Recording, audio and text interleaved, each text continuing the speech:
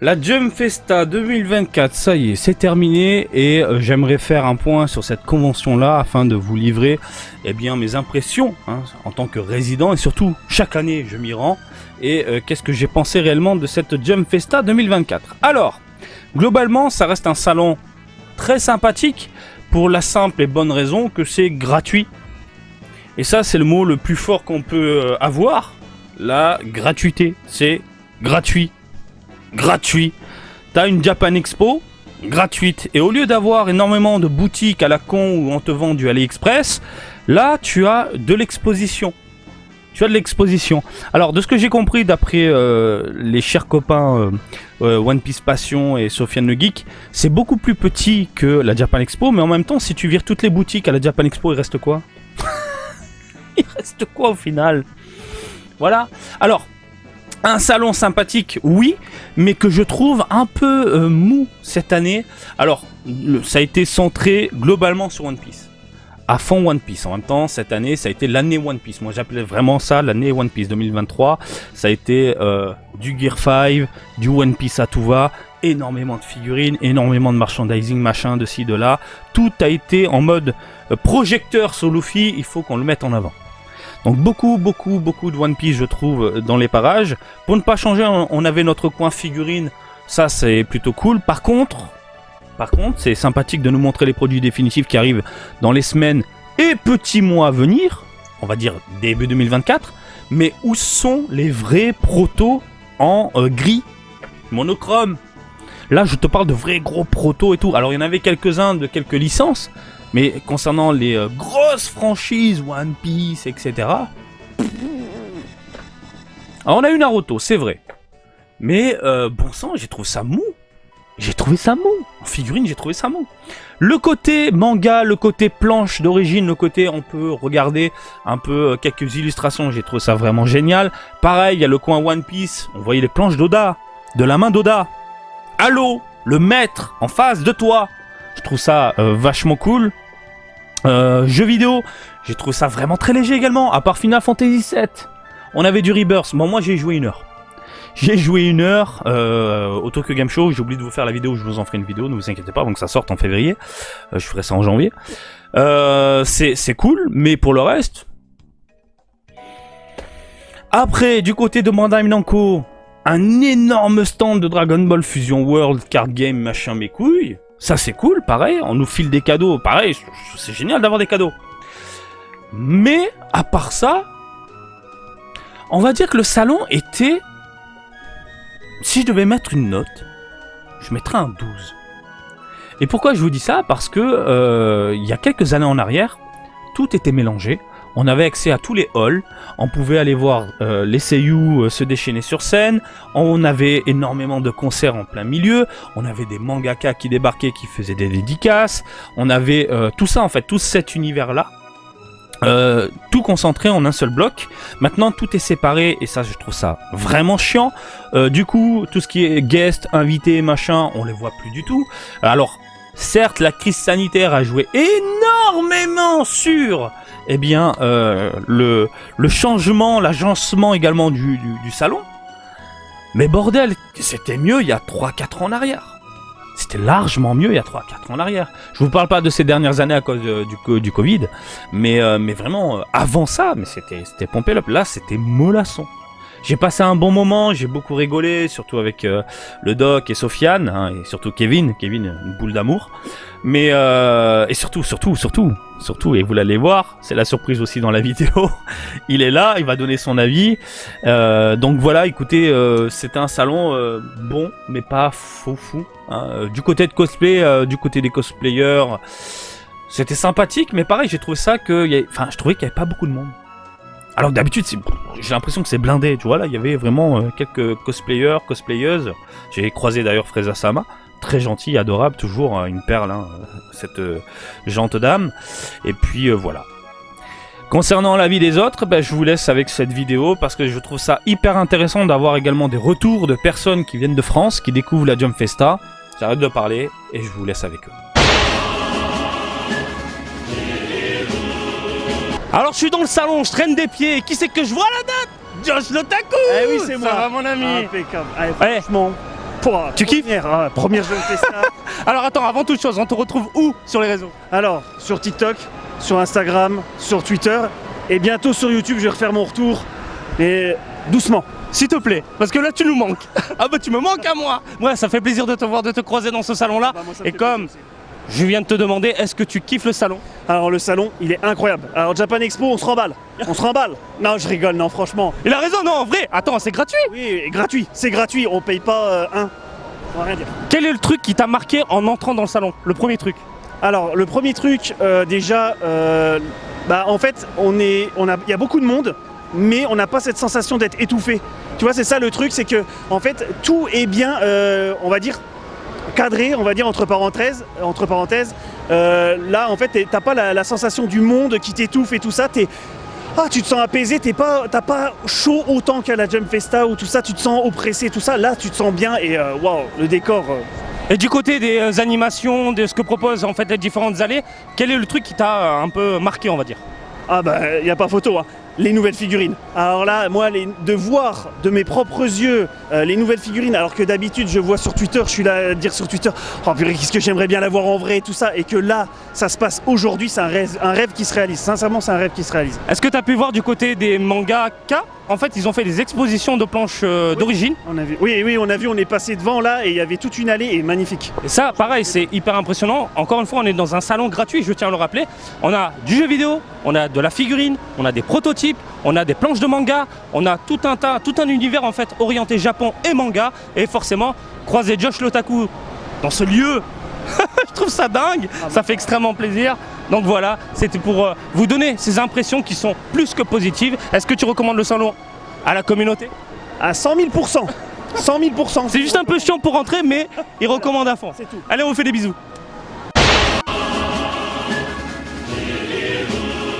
Bon, on traîne encore des pieds et on tombe sur qui? Sofiane Le Geek, comment tu vas, copain? Bah écoute, ça va très bien, très heureux d'être là et en ta compagnie. Ça c'est beau, ça c'est beau. Alors, avant toute chose, on peut te retrouver où? YouTube, TikTok, Instagram, Twitter, Twitch, Kik, tout, Sofiane Le Geek. Il est partout, il est partout. Bon allez, ma première question c'est qu'est-ce que tu penses de ce salon? Master class. Non, vraiment, c'est la première fois que je viens à la Jump Festa. C'est incroyable. C'est incroyable. Et surtout, je tiens à le rappeler, même si je l'ai dit tout à l'heure, c'est gratuit. C'est gratuit. C'est gratuit, on te donne des choses, les gens sont souriants, les gens ne sont pas aigris, on te dit toujours arigato gozaimasu. C'est incroyable, c'est incroyable.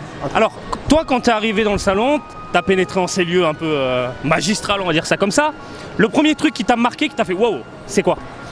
Dragon Ball Fusion World. Waouh.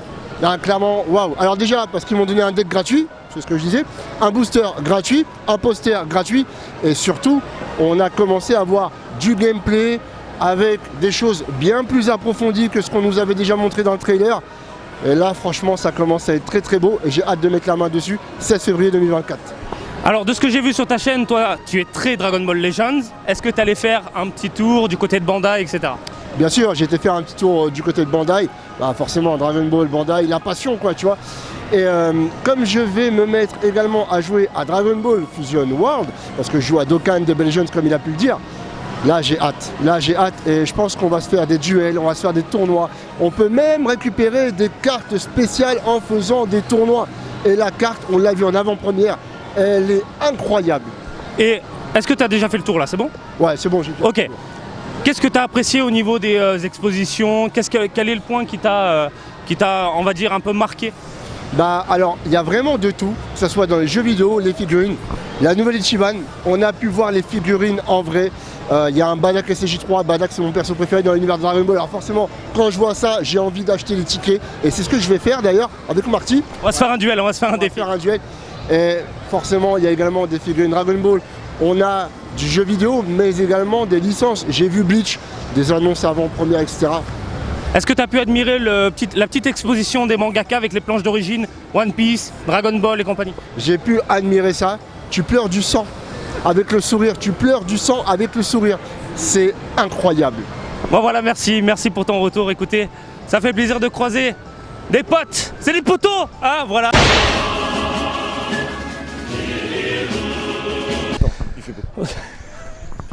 Toujours, hein.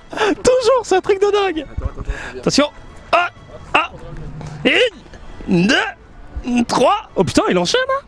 Il enchaîne. Eh, messieurs, dames, il y a Shai Hyakuen. 100 yens. Putain. Oh.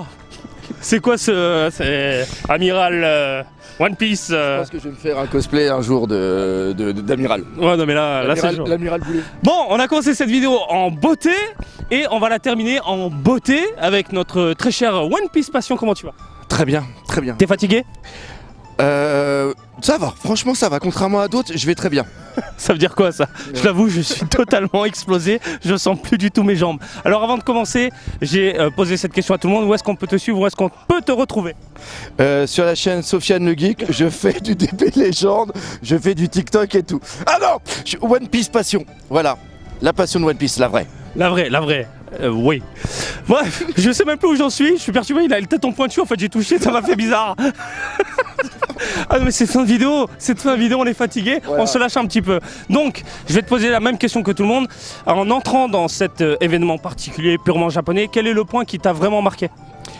La folie, le nombre de personnes et comment ça a agencé, et tu te perds assez facilement, mais tu t'en prends plein les yeux vraiment assez souvent, c'est vraiment cool. Tu trouves que c'est assez facile de se perdre dans les allées Bah oui.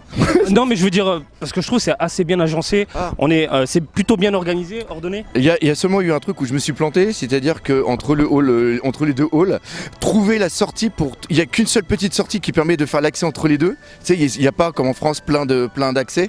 Donc j'ai tourné quand même pas mal pour trouver cette comment ça s'appelle. Puis à un moment il y avait une sorte de gros Goku Saiyajin bleu qui bougeait comme ça à cause du vent et qui risquait de tomber. Bah, le Messie est là pour te guider, donc voilà, du Goku bleu, voilà. C'est normal. Et vraiment le truc qui t'a fait wow, mais qu'est-ce que c'est? Pourquoi je suis là? C'est un truc de dingue, c'est incroyable. Quand tu vois des trucs Jump Festa que tu vois d'habitude que sur ordinateur, déjà quand on est arrivé on voit le gros... Tout le monde sait ça. Tout le monde sait ça, et là tu rentres et il y a une effervescence, alors moi je suis un dingue de figurines, quand tu vois les protos et tout, moi j'ai jamais vu de proto de ma vie. Donc là c'était un truc de dingue, un véritable gamin, là je vous dis un véritable gamin, on a pris plein de vidéos et tout, mais par contre il y a aussi un contre-coup, c'est-à-dire qu'il y a des fois il y a des trucs que tu veux voir, mais il faut que tu t'inscrives sur l'appli. Une fois que tu es inscrit sur l'appli, tu as un ticket, tu as un numéro, tu peux rentrer, donc il y a des trucs que je ne savais pas trop vu que j'étais tout seul, Marty est parti faire sa vie, il y a des trucs que j'ai peut-être un petit peu loupé, mais globalement mais il y a des loteries partout. Tu veux aller au Jump Festa, il faut que tu prennes un ticket, tu veux aller là, il faut que tu prennes un ticket, tu veux avoir un petit autocollant limité One Piece. Tu fais la queue, tu vas faire un jeu et tu le récupères. Ouais, mais tu fais 3 quarts d'heure, 1 heure pour lancer des ballons, essayer d'atteindre le bon score. Ah, je l'ai vu, ça c'est génial, c'est vraiment génial. J'ai fait, mais j'aurais pas le droit de filmer. Bon, toi, franchement, One Piece c'est la vie, on le sait. Et qu'est-ce que tu as pensé de l'exposition de Mega House pour le 20e anniversaire des POP? Parce que j'en ai pas beaucoup. Oh, c'est vrai? Non, j'en ai pas, j'ai jamais fait, c'est parce qu'ils sont chers et elles sont grosses, et là on voit qu'elles sont grosses. Tu vois, moi je sais que j'ai la Gear 4, après il y avait la Snake Man, il y en a une autre Gear 4, il y avait la Kaido, la Big Mom, elles sont monstrueuses, mais elles sont monstrueuses niveau tarif et aussi au niveau taille, donc c'est très très dur à placer. Ensemble c'est très très beau, c'est magnifique. Et par contre les protos c'était beau. Voilà, les 3 nouveautés du moment, ça a été Ace avec Luffy, ouais. On avait Uta et on avait le Gear 5. Ouais. Sur les 3, si on devait en choisir une, on te dit vas-y, tu l'embarques à la maison, tu prends laquelle?